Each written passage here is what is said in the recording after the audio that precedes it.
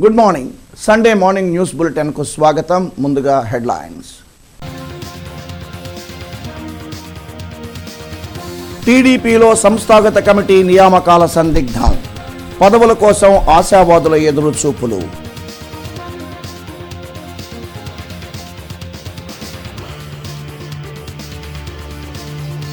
RTC బస్టాండ్లో ఆకస్మిక తనిఖీలు చేసిన మంత్రి పుల్లారావు. అధిక రేట్లకు విక్రయాలు జరిపితే చర్యలు తప్పవని హెచ్చరిక.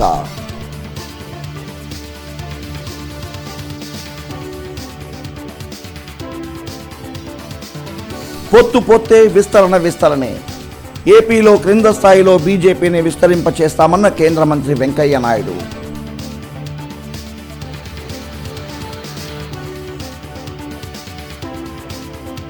నగరంలో ఉరుములు మెరుపులతో కూడిన వర్షం. చల్లబడ్డ వాతావరణం. ఈదురుగాలులకు విరిగిపడిన చెట్లు.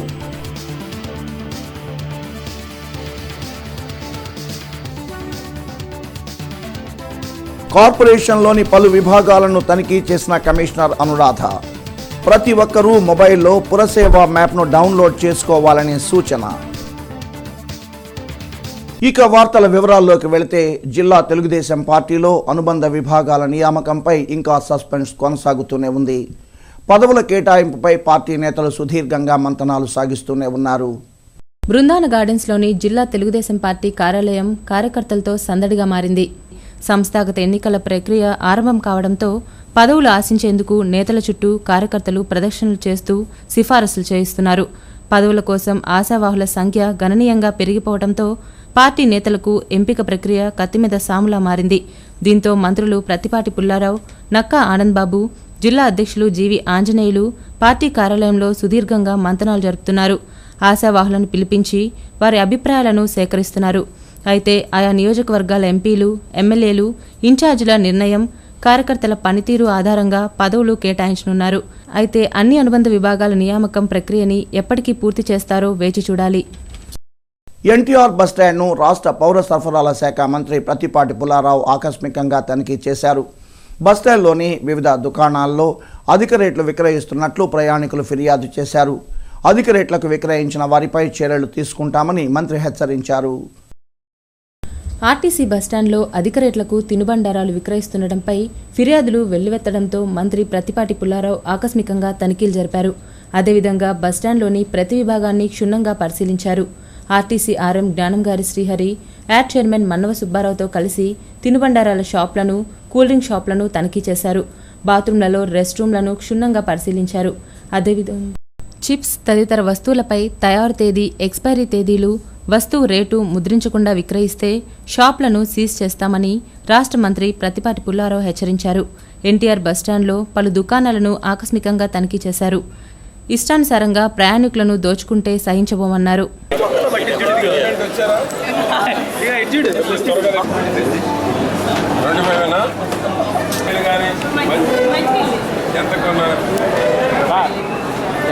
ముందుకి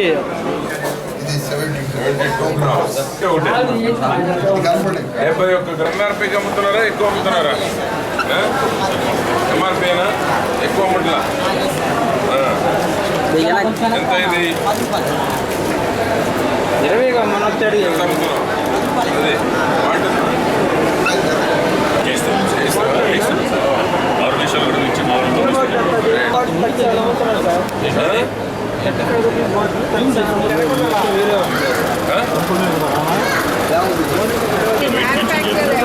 డేట్ కూడా మెన్షన్ చేయాలి సార్.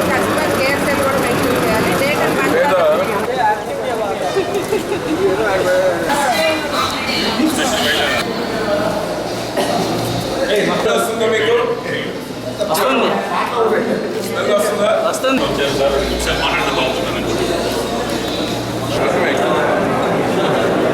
స్టిక్కరింగ్ ఉండాలి, తయారు తేదీ ఉండాలి, ఎంఆర్పి రేట్ ఉండాలి, పేమెంట్ కూడా ఉండాలి, ఎక్స్పైర్ డేట్ కూడా ఉండాలి. ఏది లేకుండా తయారు చేసి తూకాల్లో కూడా వేరియేషన్ ఉంది. అదేవిధంగా ఎక్కువ ధరలకు కూడా అమ్ముతూ ఉన్నారు. కూల్ డ్రింక్స్ కానీ ప్రతి అమ్మేటువంటి దాంట్లో కూడా ప్రయాణికులు చెప్తున్నటువంటిది ఎక్కువ ధరలకు అమ్ముతూ ఉన్నారు. ఎక్కువ ధరలకు అమ్మేటువంటి వాటి అన్నిటినీ కూడా సీజ్ చేయటం, టర్మినేట్ చేయటమా, ఫస్ట్ వార్నింగ్ ఇచ్చి ఇంప్లిమెంట్ చేయటమా, ఒక వార్నింగ్ అయిపోయినటువంటి వాళ్ళకి సీజ్ చేయటం. ప్రయాణికులు మోసపోవడానికి వీల్లేదు, వినియోగదారులు మోసపోవడానికి వీల్లేదు. ప్రయాణికులు వినియోగదారులు ఎంత అప్రమత్తంగా ఉంటే అంత నష్టం నివారణ చేసుకునేటువంటి అవకాశం మీ చేతుల్లోనే ఉంది. అదేవిధంగా బస్టాండ్లో ఆర్ఎం గారు సీరియస్గా యాక్షన్ తీసుకుంటామన్నారు. నేను మరొక విజిట్కి వస్తాను.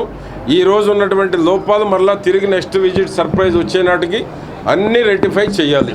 పొత్తు ఉన్నంత మాత్రాన పార్టీని విస్తరించుకోకూడదని రూల్ ఎక్కడా లేదని కేంద్ర మంత్రి వెంకయ్య నాయుడు అన్నారు.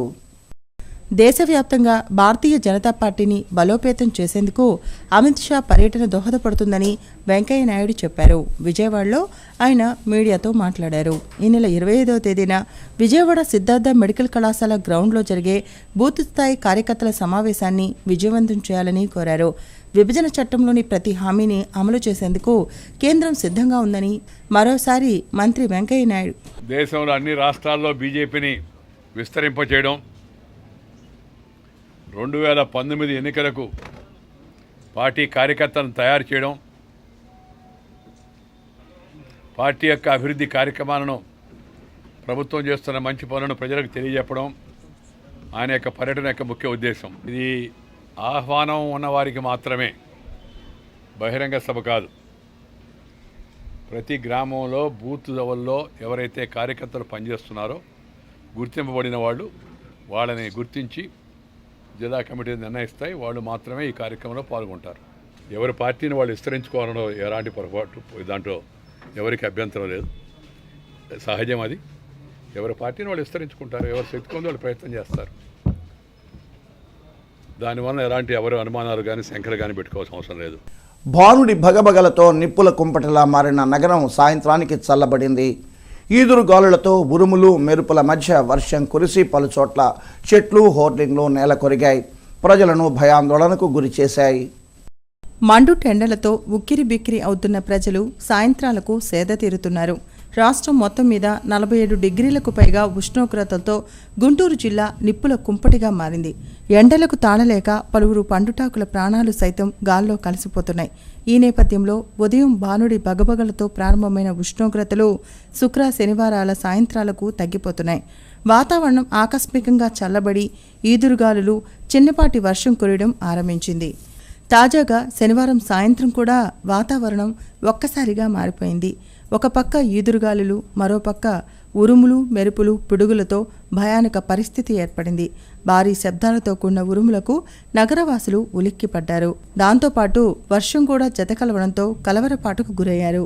అప్రమత్తమైన విద్యుత్ అధికారులు ముందస్తు జాగ్రత్తగా కరెంటును నిలిపివేశారు. ఉదయం ఉష్ణోగ్రతలు ఉక్కపోతతో అల్లాడిన ప్రజలు సాయంత్రానికి ఉరుములు మెరుపులతో తల్లడిల్లిపోయారు. బయట ఉన్న ప్రజలు ఉరుకులు పరుగులతో ఇళ్లల్లోకి భవనాల్లోకి చేరుకొని తలదాచుకున్నారు. ఇదిలా ఉండగా ఈదురుగాలులు, వర్షాల ధాటికి పలుచోట్ల చెట్లు నేల కొరిగాయి. ప్రకటన హోర్డింగ్లు, బోర్డులు కూలిపోయాయి. పలు కూడళ్లలో వైర్లు తెగిపడ్డాయి. దాంతో రాకపోకలకు అంతరాయం ఏర్పడి స్థానిక ప్రజలు ఇక్కట్ల పాలయ్యారు.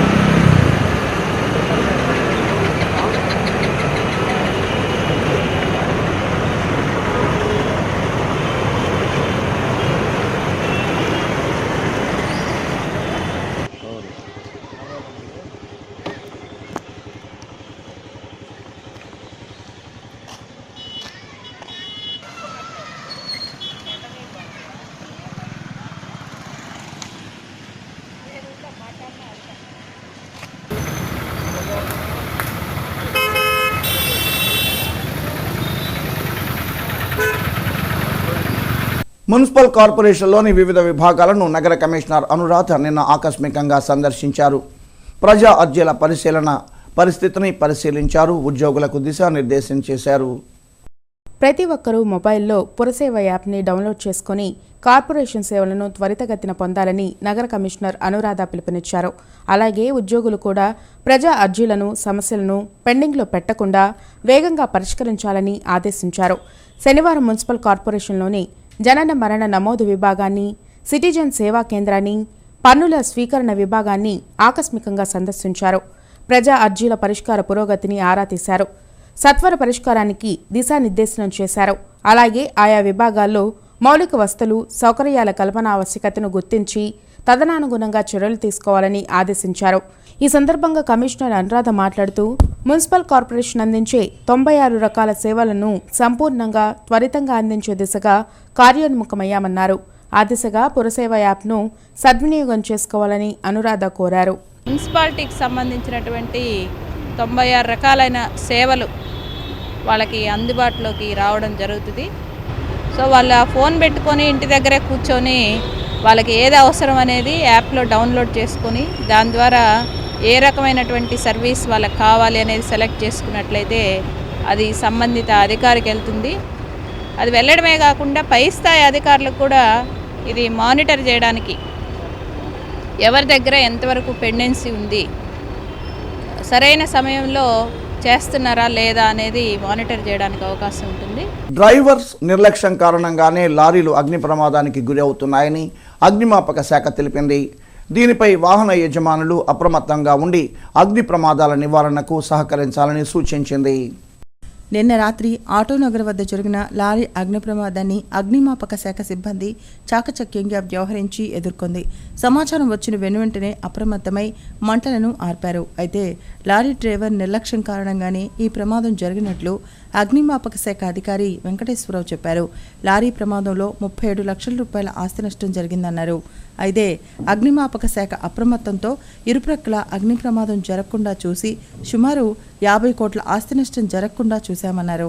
అయితే వాహనాల యజమానులు కూడా అప్రమత్తంగా ఉండి అగ్ని ప్రమాదాల నివారణకు సహకరించాలన్నారు. వాళ్ళు దీనిలో ఎక్కువగా లాస్ అయిందంటే మిర్చి లోడు కొంచెం బాగుండిద్ది. వాళ్ళు చెప్పిన ఓనర్సు ఒక 7 లక్షలు అన్నారు, లారీ 20 లక్షలు అంటున్నారు, గోడం ఒక 10 లక్షలు అంటున్నారు. టోటల్గా చుట్టుపక్కల ఒక 30 నుంచి 40 కోట్ల వరకు మా సిబ్బంది సేవ్ చేయటం అయింది. ఈ ఫర్దర్ జరగకుండా ఉండటానికి ఈరోజు లారీ ఓనర్స్ని అసోసియేషన్ పిలిపించి, ఎందుకంటే గత 3 రోజుల నుంచి టౌన్లో మిర్చి రోడ్డు లారీలు అవుతున్నాయి. ఆ అగ్ని ప్రమాదాలు జరగకుండా ఉండటానికి సాయంత్రం 5-6 అవేర్నెస్ ప్రోగ్రాం కండక్ట్ చేస్తున్నాం. ఈ డ్రైవర్ల నిర్లక్ష్యం వల్ల ఇవన్నీ ఎక్కువ జరుగుతున్నాయి. ఈ ఫర్దర్ జరగకుండా ఉండటానికి ఈ అవేర్నెస్ ప్రోగ్రాం కండక్ట్ చేస్తున్నాం. రాయలసీమ పరిరక్షణ కోసం దీక్షలు చేపట్టిన నాయకులపై దాడి చేయడాన్ని సిపిఐ జిల్లా కార్యదర్శి జంగాల అజయ్ కుమార్ తీవ్రంగా ఖండించారు. రైతులకు గిట్టుబాటు ధరలు కల్పించడంలో ప్రభుత్వం ఘోరంగా విఫలమైందని సిపిఐ జిల్లా కార్యదర్శి జంగాల అజయ్ కుమార్ ధ్వజమెత్తారు. మార్క్ఫెడ్ ద్వారా మిర్చిని కొనుగోలు చేసి రైతులను ఆదుకోవాలని కోరారు. జిల్లాలో త్రాగునీటి కొరత ఏర్పడినప్పటికీ ఆ సమస్యను పరిష్కరించడంలో పాలకులు, అధికారులు నిమ్మకు నీరెత్తినట్లు వ్యవహరిస్తున్నారని ఆగ్రహం వ్యక్తం చేశారు. రైతు లేనిదే ఈ సమాజం లేదు, రైతు లేనిదే మనకి భోజనమే లేదు, రైతు లేనిదే సమాజంలో ఉన్నటువంటి ఏ వ్యవస్థ నడవదనేటటువంటి సత్యాన్ని ప్రభుత్వాలు గుర్తించాల్సిన అవసరం ఉన్నది.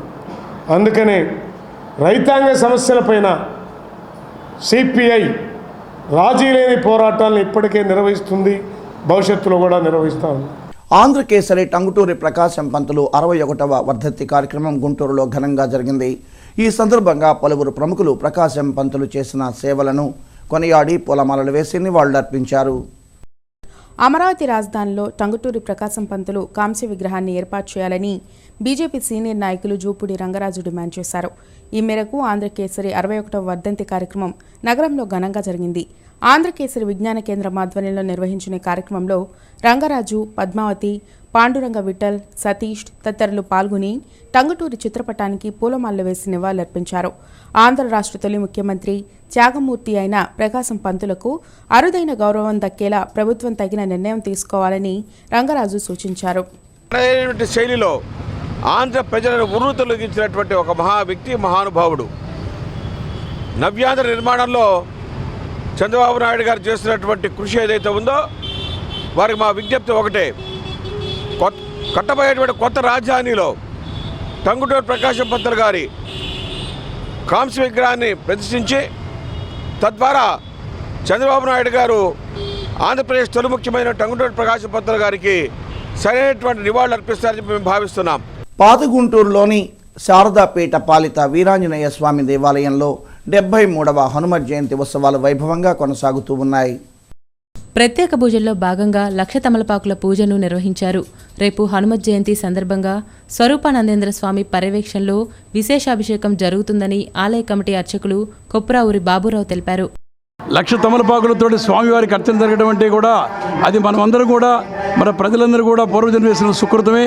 అలానే ఈరోజు సాయంత్రము స్వామివారికి కళ్యాణ మహోత్సవం జరుగుతుంది. సాయంత్రం 6:30 గంటలకు ఈ కళ్యాణ మహోత్సవానికి కూడా మన భక్తులందరూ కూడా విచ్చేసి ఆ స్వామివారి కళ్యాణ మహోత్సవాన్ని మీరందరూ కూడా తిలకించి స్వామివారి కళ్యాణంలో మీరందరూ భాగం పాలు పంచుకోవాలని కోరుచున్నాము. అలానే పిచ్చుకలగుంట గ్రౌండ్స్లో నిన్నటి నుండి డీబీ కప్ క్రికెట్ టోర్నమెంట్ ప్రారంభమైంది. ఈ నెల 24వ తేదీ వరకు ఈ టోర్నమెంట్ కొనసాగుతుంది. క్రీడల ద్వారా అందరిలో శారీరక మానసిక ప్రశాంతత కలుగుతుందని పలువురు ప్రముఖులు తెలిపారు. ఈ మేరకు అరండల్పేట పిచ్చుకలగుంట గ్రౌండ్లో డీబీ క్రికెట్ టోర్నమెంట్ ప్రారంభమైంది. ఈ నెల 24వ తేదీ వరకు కొనసాగే టోర్నమెంట్ను డిఎస్ఆర్ ముఖ్య అతిథిగా హాజరై ప్రారంభించారు. ఈ కార్యక్రమంలో డీబీ ఫ్యాషన్స్ అధినేత ప్రసాద్, నిర్వాహకులు శివకుమార్ తదితరులు పాల్గొన్నారు. డీబీ కప్ టోర్నమెంట్ను సద్వినియోగం చేసుకుని క్రికెట్లో మంచి నైపుణ్యం సాధించాలని క్రీడాకారులకు అతిథులు సూచించారు. ఒక్క ఆట ఆదాయం సంతోషమే కాకుండా ప్రజలకు కూడా సేవ చేయాలనే దృక్పథం అలవాటు చేసుకోవాలి క్రీడాకారులు. దానికి ఉదాహరణ సచిన్ టెండూల్కర్ గారు. ఎక్కడో ఉన్నటువంటి ఆయన ఆంధ్రప్రదేశ్లో నెల్లూరు జిల్లాలో మారుమూల గ్రామాన్ని దత్తత తీసుకొని ఈరోజు బ్రహ్మాండంగా అభివృద్ధి చేశాడు. అది నిదర్శనంగా తీసుకొని ఇక్కడ ఆడే తల్వాకర్ జిమ్ వాళ్ళు ఓన్లీ క్రికెట్ ప్లేయర్కే కాకుండా తన ఫ్రెండ్స్ టీము 11 వాళ్ళు కూడా క్రికెటే కాకుండా టీడీపీ సర్కార్ పేదలకు విద్యను దూరం చేస్తోందని వైసీపీ ఆరోపించింది.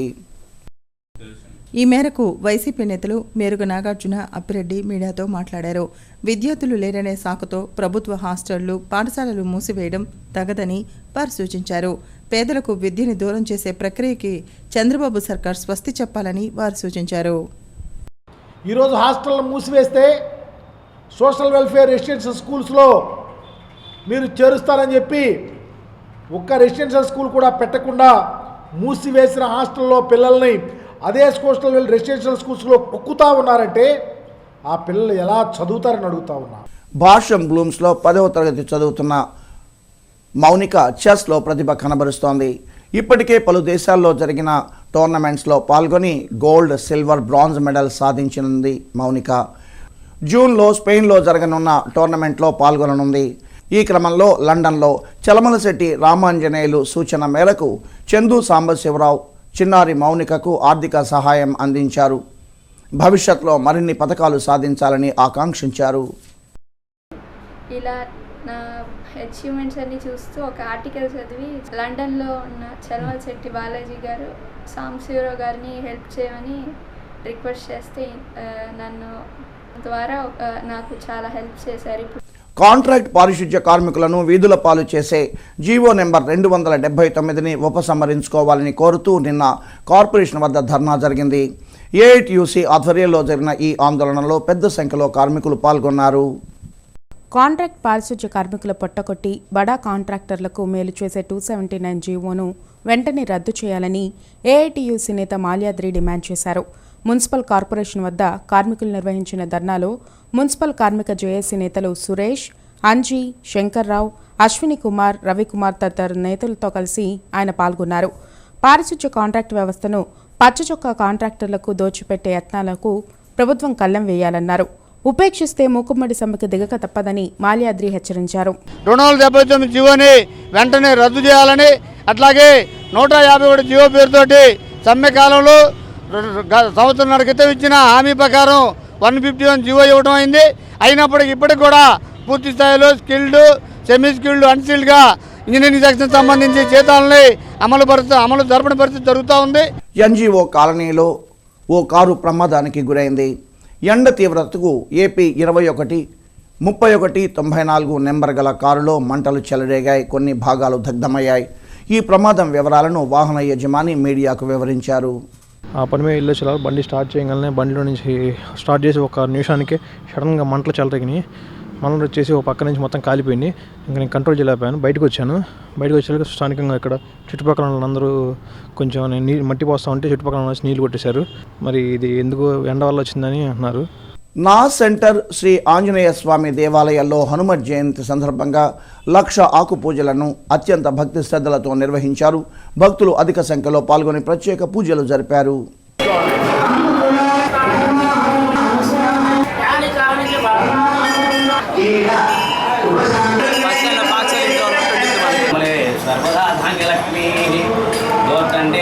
ఆర్వీఆర్ ఇంజనీరింగ్ కళాశాలలో మ్యాథమెటిక్స్ విభాగంలో వారం రోజుల పాటు జరిగిన ఓరియంటేషన్ ప్రోగ్రాం ముగిసింది.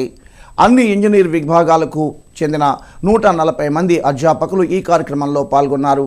వారందరినీ కళాశాల అధ్యక్షులు కొండబోలు బసవపున్నయ్య, కార్యదర్శి రాయపాటి గోపాలకృష్ణ అభినందించారు.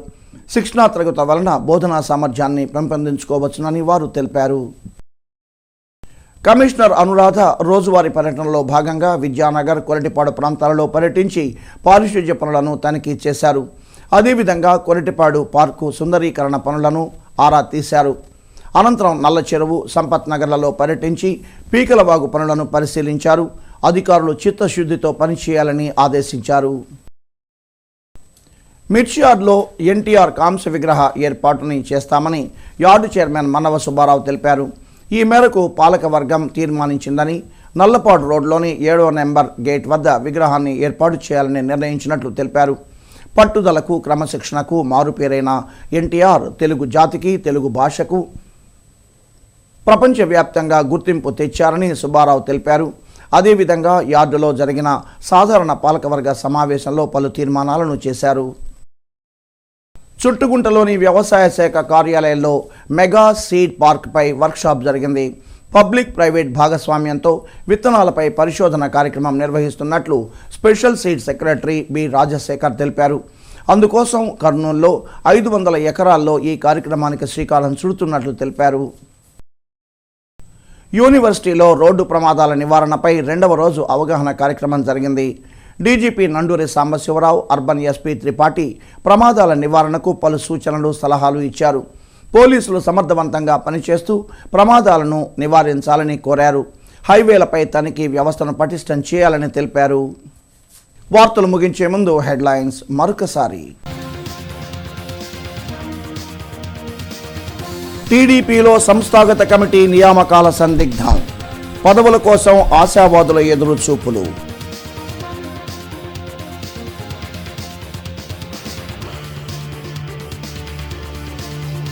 ఆర్టీసీ బస్టాండ్లో ఆకస్మిక తనిఖీలు చేసిన మంత్రి పుల్లారావు. అధిక రేట్లకు విక్రయాలు జరిపితే చర్యలు తప్పవని హెచ్చరిక.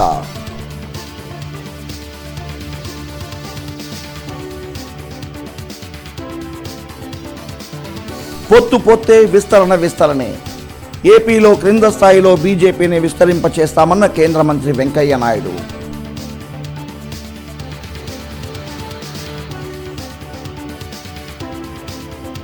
నగరంలో ఉరుములు మెరుపులతో కూడిన వర్షం. చల్లబడ్డ వాతావరణం. ఈదురుగాలులకు విరిగిపడిన చెట్లు.